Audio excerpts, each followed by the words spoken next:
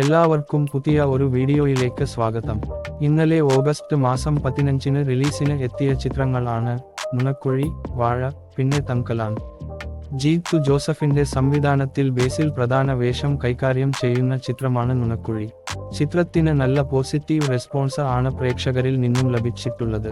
ചിത്രം ആദ്യ ദിവസം കേരള ബോക്സ് ഓഫീസിൽ നിന്നും 1,76,00,000 രൂപയാണ് സ്വന്തമാക്കിയിട്ടുള്ളത്.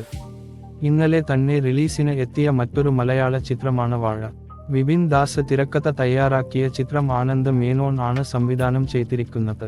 ഈ ചിത്രം 1,44,00,000 രൂപയാണ് ആദ്യ ദിനം കേരള ബോക്സ് ഓഫീസിൽ നിന്നും സ്വന്തമാക്കിയിട്ടുള്ളത്. പ രഞ്ജിത്തിന്റെ സംവിധാനത്തിൽ വിക്രം പ്രധാന വേഷത്തിൽ എത്തിയ ചിത്രമാണ് തങ്കലാൻ. 1,10,00,000 രൂപയാണ് ഈ ചിത്രം കേരള ബോക്സ് ഓഫീസിൽ നിന്നും ആദ്യ ദിനം സ്വന്തമാക്കിയിട്ടുള്ളത്. വീഡിയോ ഇഷ്ടമായെങ്കിൽ ലൈക്ക് ചെയ്ത് ചാനൽ സബ്സ്ക്രൈബ് ചെയ്യുന്ന കാര്യം മറക്കാതെ പരിഗണിക്കുക.